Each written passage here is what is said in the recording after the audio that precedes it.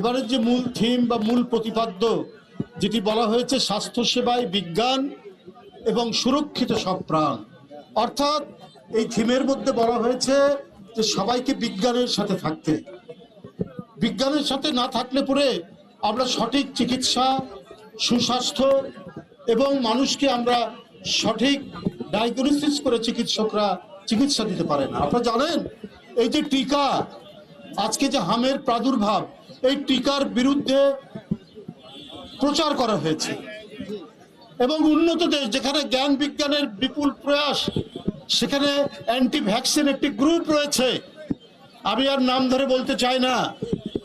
তাহলে বুঝুন আজও সমাজের মধ্যে অন্ধত্ব এবং নানা ধরনের কুসংস্কার ছড়িয়ে রয়েছে।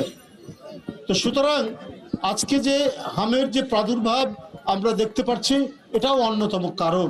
রেইনবো অলরাউন্ডার এক্সটেরিয়র পে বাড়ির বাহিরের দেয়ালের সুরক্ষা নিয়ে থাকুন নিশ্চিন্ত, সাথে পাচ্ছেন 10 বছরের ওয়ারেন্টি। বিজ্ঞানের ফলশ্রুতিতে হচ্ছে আজকের আধুনিক চিকিৎসা ব্যবস্থা, আজকের আধুনিক সরকার, পার্লামেন্ট, সংবিধান, এগুলো তো আধুনিক রাজনীতিরই বহিঃপ্রকাশ। সেই সরকারের কাছ থেকে মানুষ প্রত্যাশা করে যে দ্রুততম সময়ে যে কোনো মহামারী মোকাবেলা করার জন্য প্রয়োজনীয় পদক্ষেপ এবং প্রয়োজনীয় উপকরণ সহ সেখানে পৌঁছানো।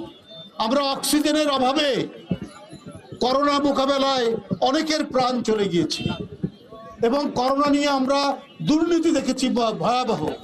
করোনার জন্য বরাদ্দ চাল, গম, তেল তৎকালীন ক্ষমতাসীন চেয়ারম্যানদের বাড়ির খাটের নিচে, চৌকির নিচে পাওয়া গেছে এবং এই কারণে কত মানুষের জীবন চলে গেছে।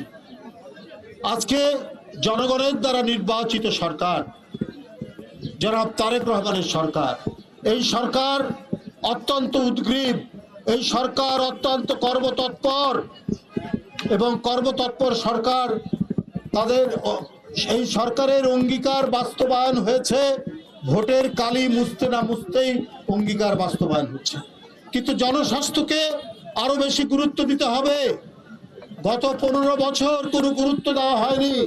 অন্তর্বর্তী সরকারের সময়ও কিছুটা অথর্বতার কারণে সুনজর দেওয়া হয়নি এই সেক্টরে। তো সুতরাং বর্তমান জনগণের দ্বারা নির্বাচিত সরকারকে অতি দ্রুত এই হাম মোকাবেলায় কাজ করতে হবে। গত মার্চ থেকে আপনার 12-13 মার্চ থেকে এপ্রিল পড়েছে, এর মধ্যে 138 জনের জীবন চলে গেছে। হটস্পট রাজশাহী, চাঁপাইনবাবগঞ্জ, ময়মনসিংহ। এটা এক ধরনের মানে হাম বা মিজল এমার্জেন্সি ঘোষণা করে কাজ করতে হবে স্বাস্থ্য মন্ত্রণালয়কে। জনগণ যেন তারা সাদা চোখে দেখে এই সরকার জনবান্ধব সরকার, সেই পদক্ষেপগুলো নিতে হবে। শিশুর প্রাণ এ মানুষকে অত্যন্ত কাঁদায়। শিশুর প্রাণ এটা মানুষের হৃদয়কে ভেঙে দেয়। যেখানে শিশু মারা যাচ্ছে 24 ঘন্টায় সারা দেশে 7 জন শিশু মারা গেছে। কেন? এটা শোনার সাথে সাথে গোটা জনগোষ্ঠীর হৃদয়ের মধ্যে করুণ কান্নার ধ্বনি উচ্চারিত হয়।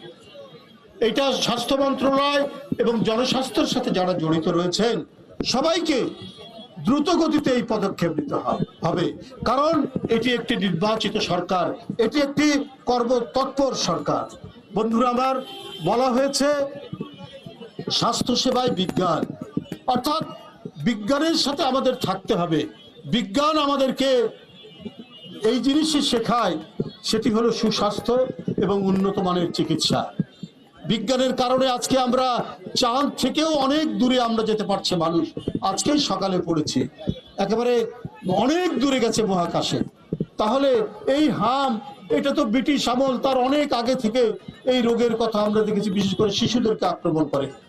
এই হাম কেন নির্মূল হলো না এতদিন? আমি আগেই বলেছি, কিছু কুসংস্কার, কিছু টিকা বিরোধী অপপ্রচার, এগুলো যেমন হয়েছে তেমনি উদাসীনতাও রয়েছে। গত অন্তর্বর্তী সরকারও এটাকে সুনজরে দেয়নি, দ্রুত গতিতে পদক্ষেপ নেয়নি।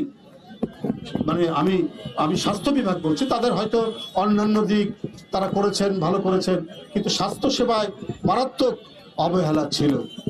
আপনারা দেখেন, আপনার একটি মেডিকেল রিসার্চ কাউন্সিল রয়েছে, সেইখানে রিসার্চের জন্য তার বাইন্ডিং হচ্ছে 2, 3 থেকে 5 লাখ টাকা। কেন? একটা জার্নাল রিভিউ এবং এর উপরে যদি ভ্যাট দেয় 23%, তাহলে তার জার্নাল রিভিউ করতে তো অনেক টাকা চলে যায়। বিজ্ঞানের জন্য, রিসার্চের জন্য অকাতরে দান করা উচিত রাষ্ট্রকে। এখনো কেন 2, 3, 5 লাখ টাকার মধ্যে রিসার্চ কাউন্সিলে একজনকে রিসার্চের জন্য সেখানে তার বাইন্ডিং থাকবে? এটা হতে পারে না। এই দিকটা সরকারকে দেখতে হবে। সরকার দ্রুত গতিতে পদক্ষেপ নেবেন। আজকে এখানে ডাক্তার, নার্স এবং টেকনিক্যাল যারা কর্মীরা রয়েছেন, প্রত্যেকে আজকে সজাগ। আজকে বিশ্ব স্বাস্থ্য দিবস অত্যন্ত বর্ণাঢ্য র্যালির মাধ্যমে করা হচ্ছে। অনেক প্রোগ্রাম বাদ দেওয়া হয়েছে হামের কারণে, এটা তারা উপযুক্ত সিদ্ধান্ত নিয়েছেন।